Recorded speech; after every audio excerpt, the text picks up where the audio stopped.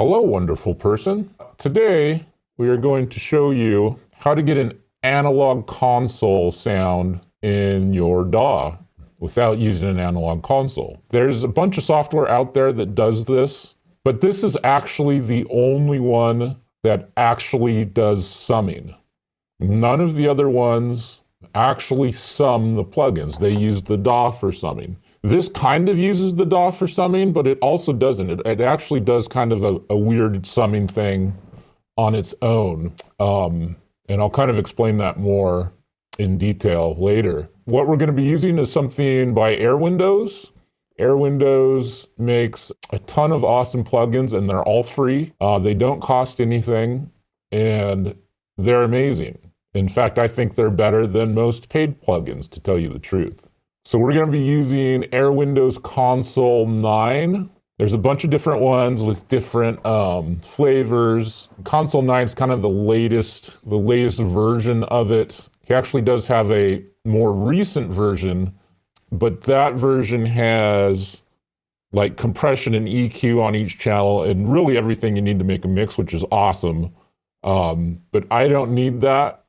All I want is the actual summing part for this, because I use mostly real analog compressors and EQ to mix everything. So I just want to sum this. And this track is mostly mixed by now. The automation isn't done yet. And there's a couple little tweaks I will probably make here and there besides the automation. But it's like, I would say 90%, 95% mixed. So we'll be using this. I have bounced down what is there now. So we will be able to compare the console to no console. And we're going to do a couple different comparisons where we're really pushing the console and getting more distortion, where we're kind of easing off the console and getting just a little saturation and distortion, and you can be the judge. But what I'm going to do is I'm going to give you a tutorial of how I actually set it up, because it is complicated in a way. So this plugin, Airwindows, does not work with Pro Tools naturally. So what I have to do is I have to use a wrapper plugin, and what I use is called Meta by DDMF, and it's an awesome plugin. It can do all sorts of stuff. It can use all kinds of different plugins, which are super cool. I think it can even use old like 32-bit plugins. So if you have stuff that you can't now use, you can now use it.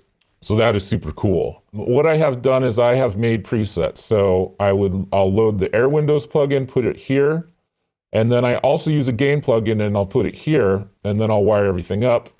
But I've made all those and I've saved them. So just to save a bunch of time, and this is what I would suggest you do, especially if you're using Pro Tools. You don't necessarily have to, but it is going to save you time. Even if you're using something like Cubase, where these are VST and they will work in Cubase without using a wrapper, but it will still help you because you won't have to pull all these separate plugins up. So the console consists of a channel plugin and a bus plugin. You put all of your channel plugins on all your channels and you route them to a bus. The channel plugin goes at the very end of every single channel. The bus plugin goes at the very beginning of every single channel. So what it's doing is it's adding slight distortion to all of your channels. It's encoding them basically, and then it sends it all to the bus plugin where all these are routed. And that first console plugin, bus plugin, will decode all of that saturation or distortion, and it will give you saturation. But what this does that nothing else does is, because it's doing it that way, it creates a little bit of space for every single track. As it's decoding it, since it's hearing all of the tracks together, it decodes it in a way to where it adds warmth and analog stuff, but it also kind of creates space around each thing to make your mix almost a little bit cleaner in a way. It's not really cleaner. It's hard to describe. You'll understand what I'm saying. But that's basically how it works. So I'm gonna show you. I'm gonna show you actually how I set it up. Now I've put the plugin on the first kick channel. It was a kick bus channel, so I'm gonna go up to here into my plugin, my presets that I have created. console 9 channel A. You can see I have a couple others. I used to use pure 2 bus. This is a console, Airwindows console, and also console LA, which is awesome. These are both really cool. You could use them for different genres, but lately I've been using console 9, so that's what I'm going to use. So we're going to use channel A, and you can see I have channel A, B, and C here. I'll tell you why I'm using those as we go along, and you'll understand. So here we go. I created these all as stereo, and it will make sense to you why I did that. It's easier to set these all up as stereo channels because we're going to create a virtual summing mixer, which is not exactly how you're supposed to use this plugin, but I'll explain that to you. So what we have here is the audio coming in from our track. It's at the end of our track here. Any plugins we're using are before there. And what it's doing is it's hitting this Blue Cat gain plugin, which is free, which you should get. It's hitting the gain plugin, and then it's hitting the console plugin. One thing about the Airwindows plugins, they have no GUI. So whatever you're using is going to create a generic GUI for it. So this is the GUI. So this is designed for you to use the pan and the fader directly in this plugin and not use your DAW fader and pan. And it should actually sound a little bit cooler using the volume fader in here because it's actually kind of a higher quality volume. And the way that the saturation works with multiple channels against each other, like pushing your fader up is going to be a different sound than having your fader down. If I was only doing my music and I had all day to mix a track, if I could mix my track for a month, I would probably do it that way. But since I don't have that time and I'm getting paid for this, I have to be rather efficient. So I can't do it that way. And it really took me a long time to figure out how to set this up so it doesn't take forever to do it. So just so you know, I'm not using exactly how it's designed, but this is how it works good for me so that I can still use my faders and my pans in my computer, in my DAW, because I do a lot of automation. I'll automate drums up and down or guitar up and down or even panning depending on the verse of the chorus, just so your mix has movement. You don't want just a static mix the whole way through. So here's our volume. And right now it's set to relative and it's set to group A. This is going to go on every single channel in this drum group. It's all going to be on channel A. What that means is if I turn this up or down on the kick, it's going to turn every volume up or down in group A in the drums. And what that's going to let me do is on the bus channel, I will have another one of those gains, but it will be in reverse gain order so that I can turn it up on the bus channel and it will turn all the volumes down on the drum tracks, or I can turn the volume down on the bus channel and it will turn all the volumes up on the drum tracks. That's basically a way of just running the signal hotter and getting more and more distortion. So you can kind of get the amount of warmth and the gooiness and the cohesion that you want a really easy way. And if I didn't do that, it would be so much harder. By the way, I got that idea and some other ideas for this from this article or this website, U-Tree Magic, which has a really good article on the console system. And I will link that in this video so you can go read that. It really did help me out a lot. And it explained how to set up the Blue Cat audio gain plugin. So, all right, now that you're thoroughly confused, we will move on. So this is set. I'm not gonna mess with the gain or anything at all right now. So now I'm just going to copy this out, very simple, put it on every single plugin in my drum group. Now, see, these were all mono. We just went to a stereo track, so I want to make sure, see, the stereo did not come up right, so I just need to reload. There we go. I just need to reload my preset, and now it is stereo. So that was my overhead bus. Here's my room bus. What we are going to do is we are going to put our bus channel in. So these are all going to send, these are all channels, these are all going to send to this bus, but they're not going to send right here, which gets complicated, but I'll show you later. First, we actually need I want a level meter so that we can see the level coming in and hitting our bus decoder. This is very important. You'll see why a little bit later. So it's VUMT. I think it's $20 or something. It's an awesome meter. I just do RMS on it. And so I put that goes on all the buses, all the receive channels. And so now we'll put in our receive console channel. So here is console bus A. See, there's channel A and there's bus A. On all the tracks we use channel, and here we're using the bus. So you can see there's the bus, and you can see that this order is opposite, right? Because we're turning down or up after the receive. One of the things is you cannot mess with the volume levels from the plugins from the end of the channel to the beginning of the bus. You cannot mess with the volumes in between that chain at all. That's why you can't use your DAW faders. If you do, it kind of fucks it up. But I figured out a way around that, and I will show you that. But anyway, here is where we are going to figure out how hard we want to run it into this bus and how much saturation we want. We're not going to do that yet because it's not set up yet, but we will see that shortly. So you see it's on reverse. That means when I turn this up, all the other ones in group A will turn down, which is super cool. Super, super handy plugin. All right, so we have that. Now we have two buses here because I have a drum crush bus, which everything is going to. So I'm just going to copy everything over there. And these drum verbs and snare verbs, I'm actually not going to run through the console system because it gets a little bit too tricky. We'll just skip that for now. So now what we are going to do is we're going to create our virtual summing mixer. So first what we do is we count up these channels, 1, 2, 3, 4, 5, 6, 7. So we are going to create 7 stereo, even though there's mono. This makes it so much easier, trust me.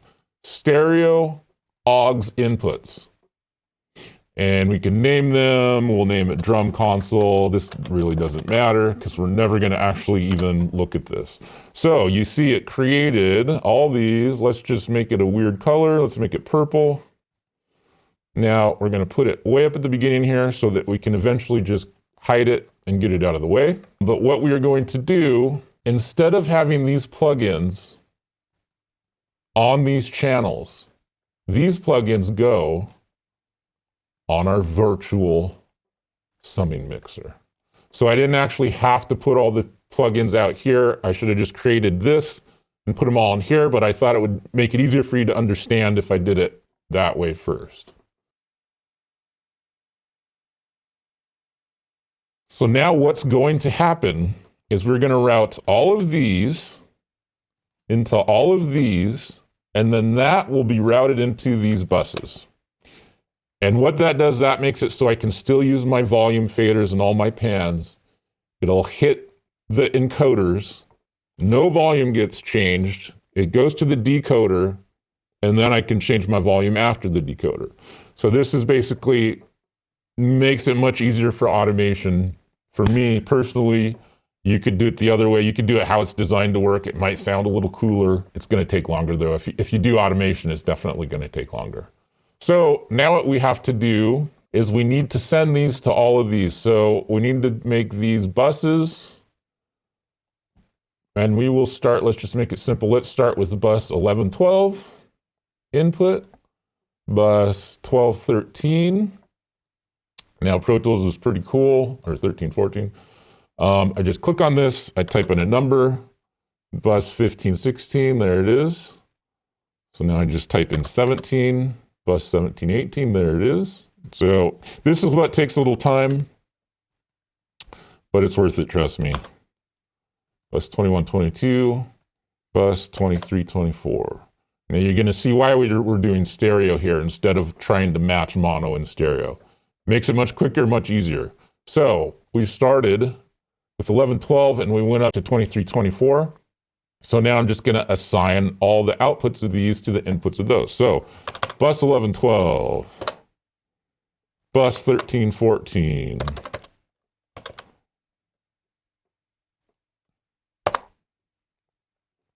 Maybe I will edit the video so you don't have to watch me do all this, but it's important for you to see the process. Oops, what am I doing? Here we go. Plus 1920.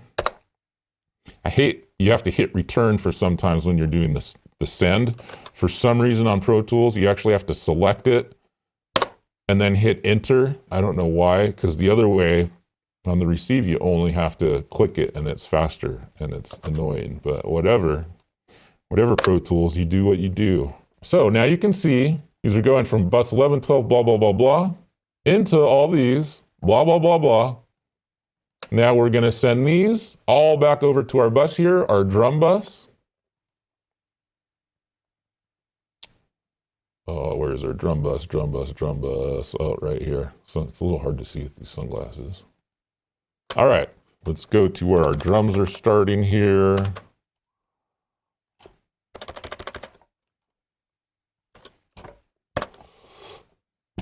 Now we will pull up this,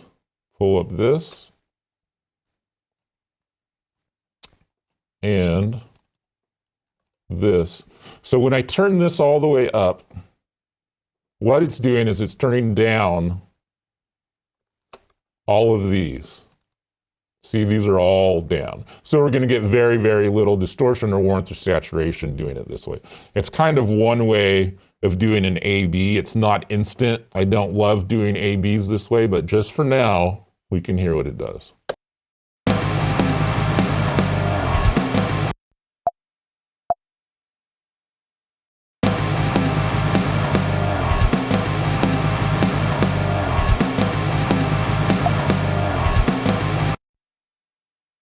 So what I'm doing is kind of setting the level for my drums before we move on here. I like them kind of hot.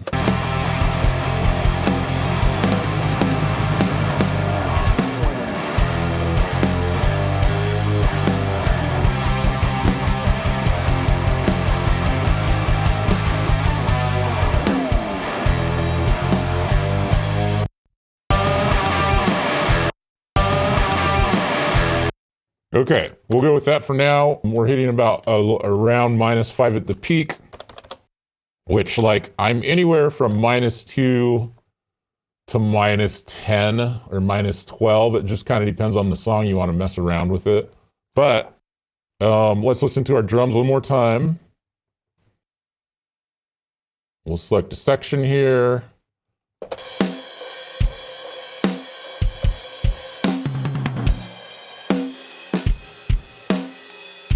See how that's pretty clean? And that gets distorted.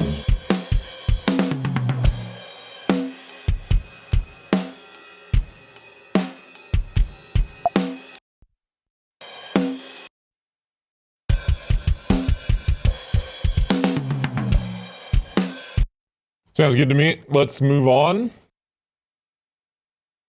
Take those off solo. Get rid of that and get rid of that.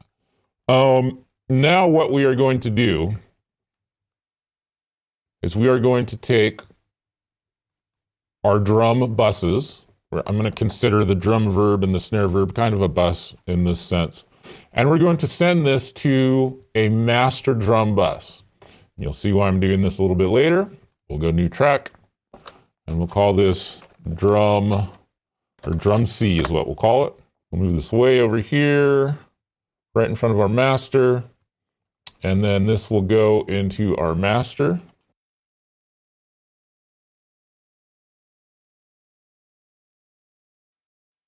And that way, we will have one of these for our drums and one of these for our music.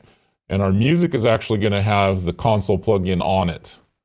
So I'm summing the drums down to its bus, over basically to the master, to a clean bus, and then to the master. And then all the music's going to go to a music bus, which is all saturation, and then to the master. It's kind of the way I've developed using this, and I like using it that way. It seems to work really well. So that is set up now. Let's just make sure we hear everything.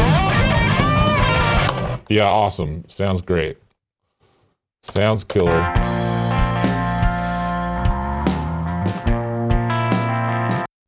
All right, so now we're going to do the same thing for all the instruments. So now here's a couple things you need to keep track of. You can see we have a bass DI and a bass distorted going into a bus.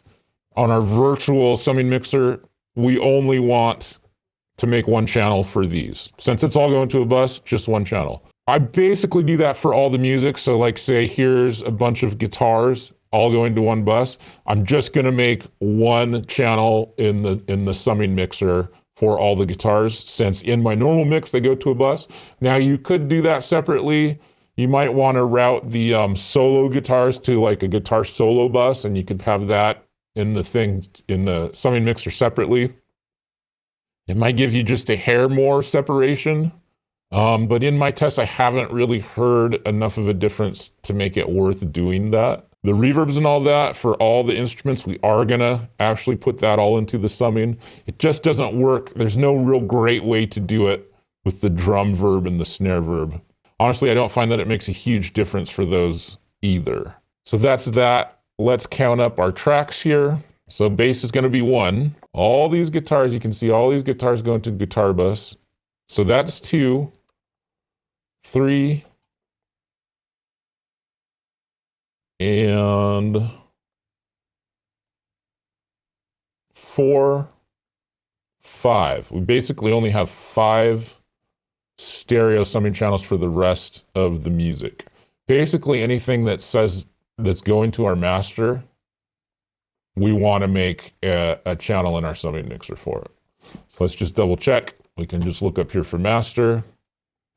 1, 2, 3, 4, 5. We obviously don't need one for the drums. So let's create 5 of those.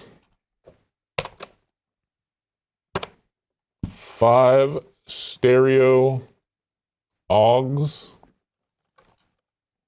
Music, oops.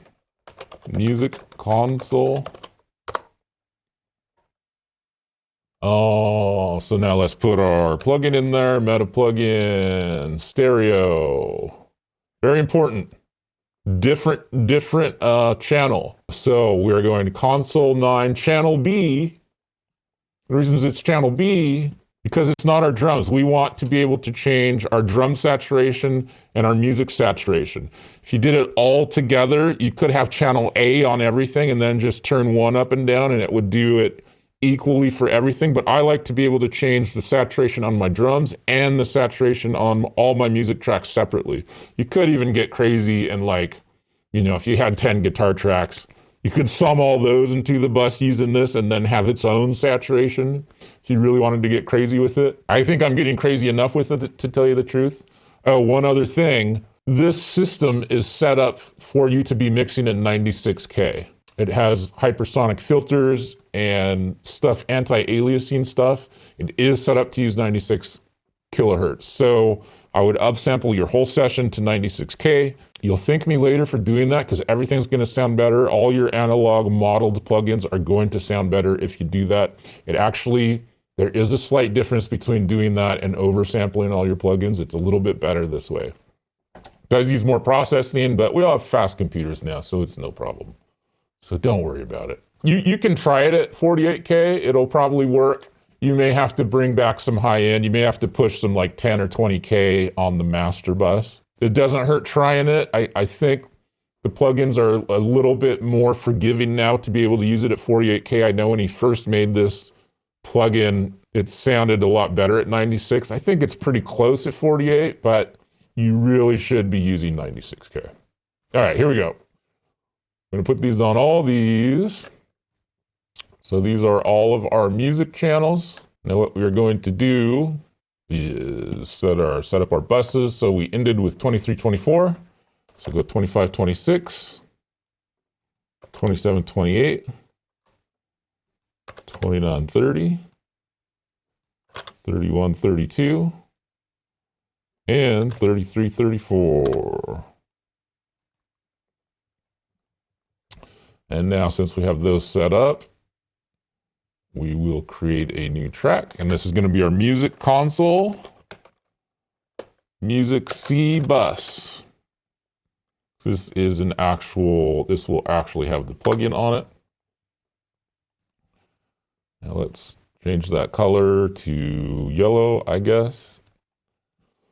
And we will put our meter, VUMT, load up our little preset, which is how I like it set. Now we will put our summing plugin, meta plugin, stereo, console 9 bus B is what we want. So now all those are routed to our music console. Put that over here by our drums. Let's change these both. Let's change both of these colors since we already have yellow. Let's do it like dirt yellow so you can tell between the master and that. So now all we have to do is route our music tracks into these. So it starts with 25, 26. It just goes up in order. If you do it this way, you can just kind of count it in your head. You don't have to like write shit down. Well, what was that bus? And was it mono or stereo? First time I did this, it took me hours. This takes what, 20 minutes, 10, 15 minutes? Not long. It's taking a lot longer because I'm explaining to you everything, but you get the idea. So 25, 26 is our first one, bus. So everywhere it says master is what we're doing it. So bus 25, 26. Now we don't have to go back and look because we can remember that we just did 25 and 26. So we know that our next one is going to be 27, 28. See, we can remember for 10 seconds, most of us. I mean, maybe I'll forget, but I can always just look back here. It's not that hard. I'm sure you can remember too. So 29, 30. 2930, and let's see what's our next one. Master Vox Verb 3132, 3334. So there we go. Now what I probably want to do, put our drum C over there, but I'm going to move our other drum bus out here. Our real drum bus. This is our legit drum bus because it has our chicken head compressor on it, which is an awesome analog compressor from the APB DSP stuff, which is pretty badass. But it decodes all of our plugins right before it hits that. But I'm putting it here so that they're close to each other so we can adjust the saturation on both of those at the same time if we want to. Here's the music bus. Here's our plugin for it. I want to kind of set the level for it. Let's pick the part here. Let's see where there's kind of a solo. This should be like roughly our loudest part of the song. We need to make sure we assign all these to our regular master, which is master 1.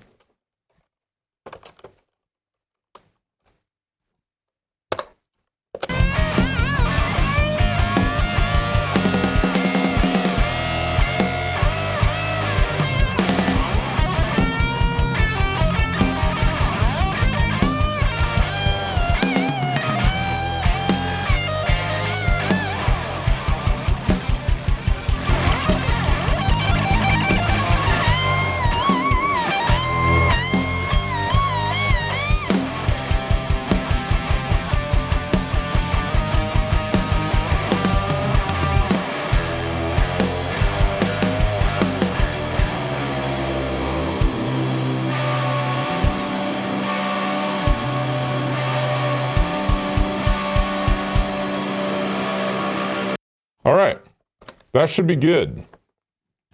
Now we can actually compare. So now I've bounced down the clean ones down here and got a simpler section of this song we'll compare first.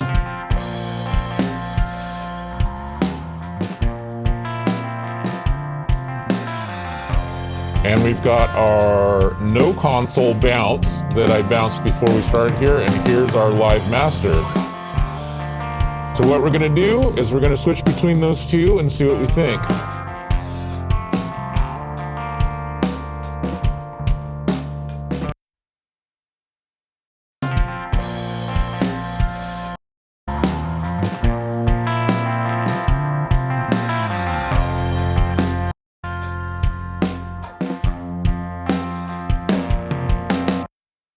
Now you can see what's happening since I put a bunch of a bunch of saturation on it. The volume's a slightly bit lower because we know that saturation can do that. It can kind of clip stuff a little bit. So I'm going to turn this up just a hair to match it.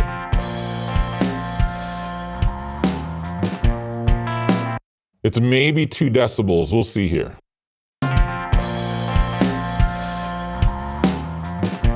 That's the console version. Here's the clean version. Still sounds louder to me. Let's try 4. Clean version, console version.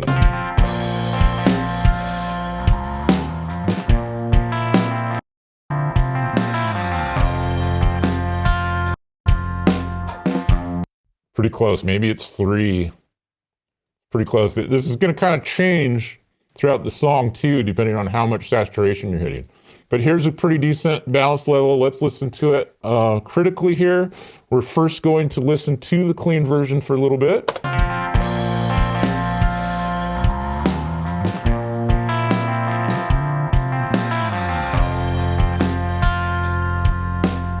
Okay, here's the console version.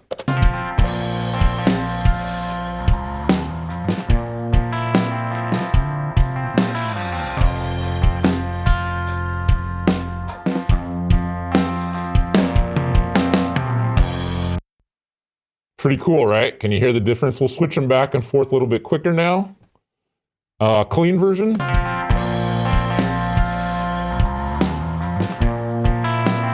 Console.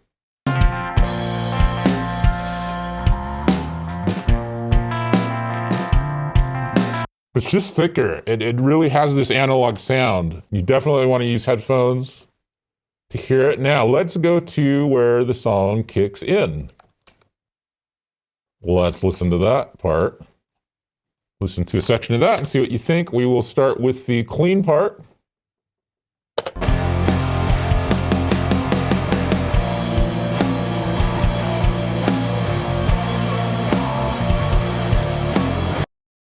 Console part.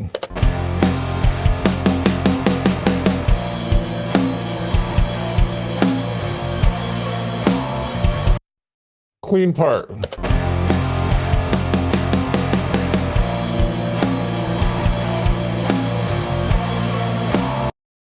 Console part.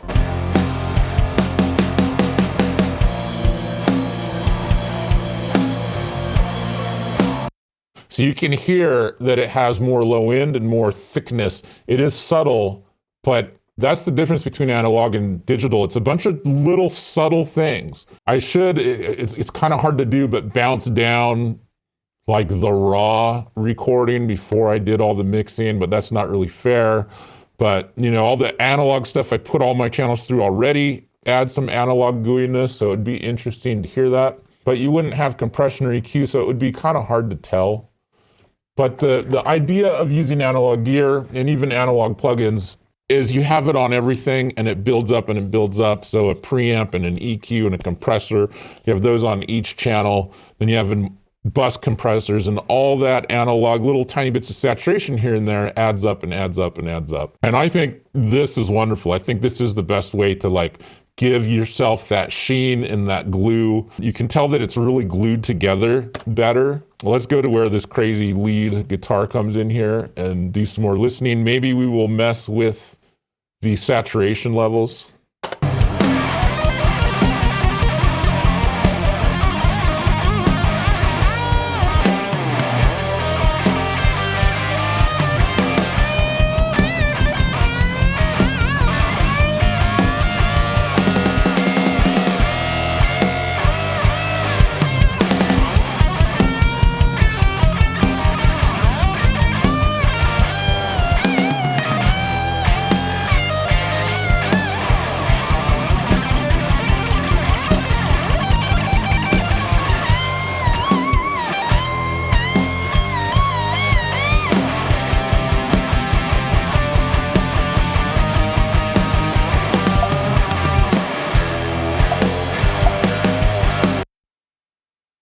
Sounds pretty badass, actually. What I was gonna try to do was change some of the saturations here as we're listening to it. Are they really that close? -16 and -15. Wow. Okay, so this is our music saturation. This is our drum saturation, and I will play around with them.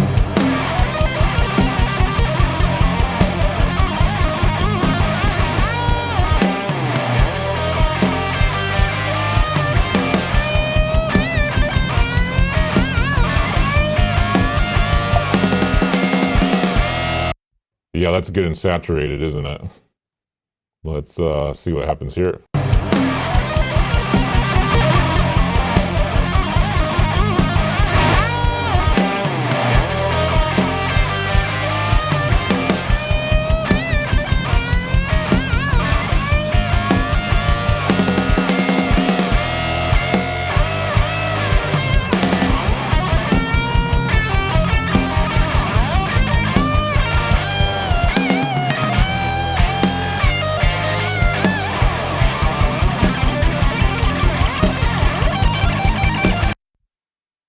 All right, sounds dope. I did do more saturation to the drums, a hair more on the music. So now let's A/B to the clean one again. So let's go back to the clean. So let me turn the drum bus down a little bit. We're going to turn the drum C down because that has all of our other stuff going to it. It has like our drum crush and our reverb and stuff.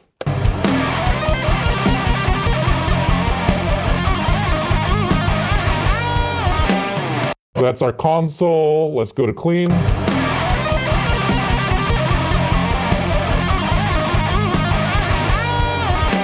Console.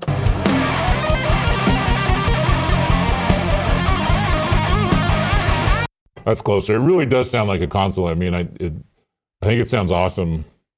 I think you should do this. I think everyone should do it. If you like these plugins like I do, join the dude's Patreon. Chris Johnson, I believe, is the guy that makes the Airwindows plugins. It's just one dude. That's why there's no GUIs.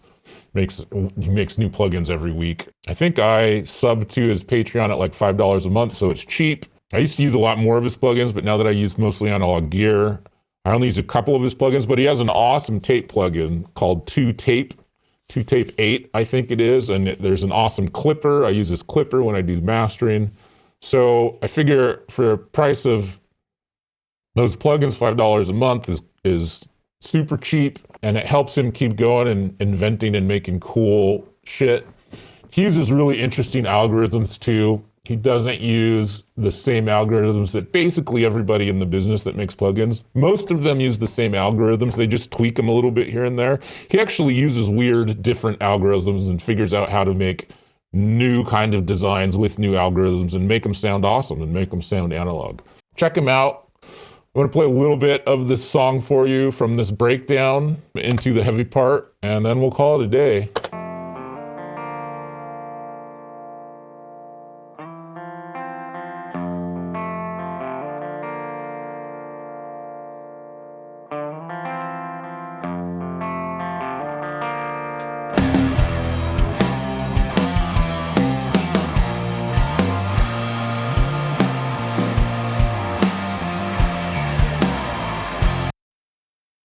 That was the console. Here is clean.